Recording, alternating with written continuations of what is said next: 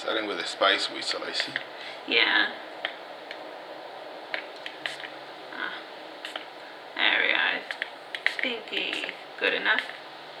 Yeah, most of that fell on your computer anyway. Okay. Okay.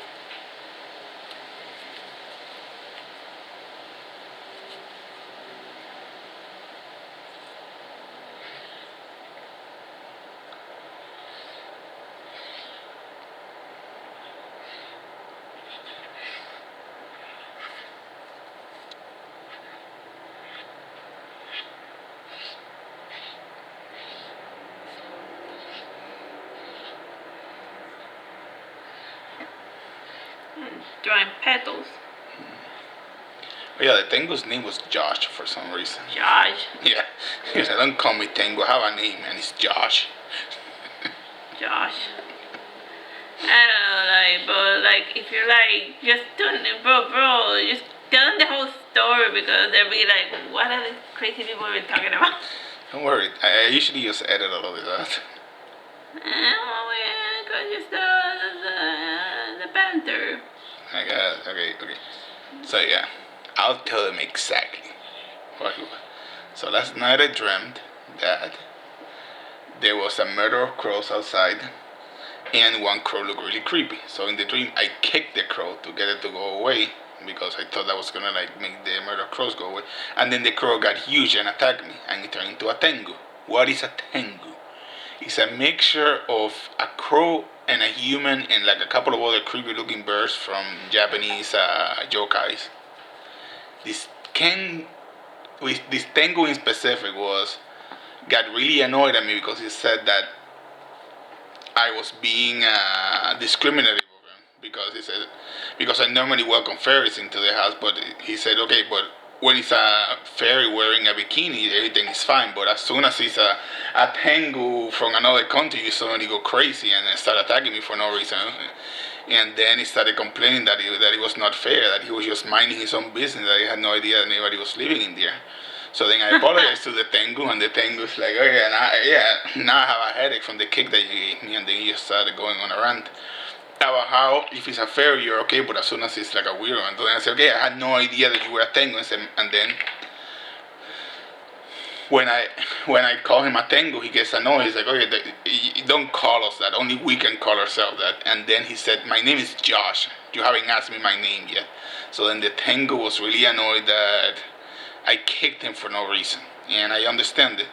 The problem is that when I woke up, there was a sound of crows outside, so I don't know how much of that was a dream and how much was not. Maybe it was just that the sound of crows woke me up or something like that. Either way. Josh, the Tengu. The Tengus has a name. Yeah. And this one in specific is called Josh. And I had a problem because I had no issue with fairies, but as soon as it's a Tengu, only he's a yokai and needs to be exercised and all of that. Oh yeah, and he also was like, and don't start with the whole the power of Christ compel you. I had no idea who Christ is. Which makes sense. I mean, Tengus aren't at all related to Catholicism or Christianity anyway, so. Well, but I fancy that most creatures are not related to any religion. It's just humans that ascribe those meanings to them. That they decide that this creature that looks that way and acts this way is a demon, and then they go like that with anything supernatural that they don't understand. Yeah. But that's just my theory. Mm-hmm. Oh yeah, it was like, and don't go start with the whole the power of Christ thing. I have no idea what a Christ is, and I don't care. Yeah.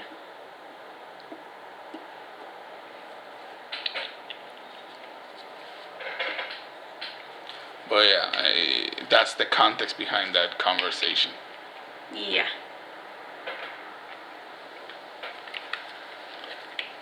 And now I need to figure out how to appease Tengus. I think you just leave them alone. Yeah. Most creatures they just don't. I find that most creatures they just want to be left alone. Mm-hmm. Like they don't wanna become your best buddy or whatever. They just wanna be left in peace, and I appreciate that sentiment. But what's funny is that he thought that our house looked abandoned. Yeah, it's just that it's very quiet and very.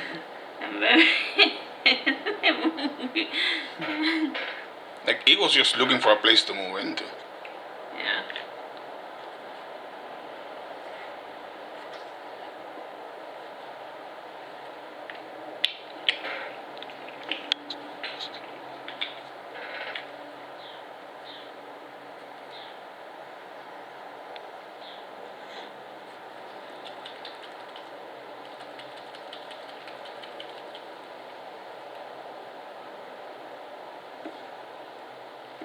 But yeah, the crow had a ridiculously large beak. Like you could tell there was something off about it. Like something out of that first demon that Inuyasha fights in like the beginning of the anime. Yeah. They used to follow a monster of the week type of show schematic, but then Until Narako showed up and ruined the whole thing. and then that's just what the show became.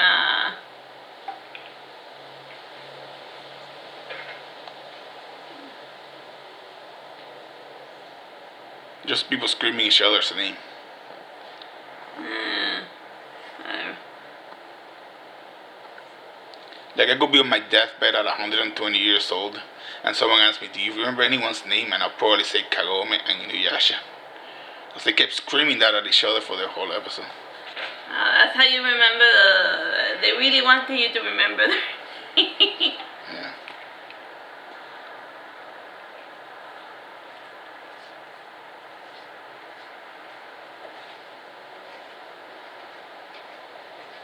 Anyway, those are nice sunflowers. Yeah. Van Gogh eat your heart out. You probably did. Or somebody's heart out. You never know. Like Gauguin dodged a bullet there, didn't he? Or a razor blade to the ear. Because like people always talk about he cutting his ear, but nobody talks about what happened the day before. Yeah, that he wanted to cut someone else's ear off. And then when he couldn't do it, he like, okay, He extremely frustrated. He went for his own ear. Then Gauguin was like, red flag, I'm going to Tahiti. I'm out. I'm out. I think he just liked it there.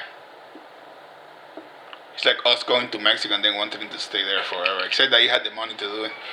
No. I actually read the biography. He stayed there because of the opposite, because he wasn't making money. Oh, he stayed there because he couldn't buy his way out? I think he stayed there to get away from Van Gogh and his... Well, he owed a lot of money to Theo Goth. Really? Yeah. That's why he was staying with Van Gogh, because you owe me a lot of money, so you're going to look after my crazy brother. Oh my god, that I didn't know. I thought that it was the opposite. No. No impressionist artist had money back then. No artist right now has money either. Yeah.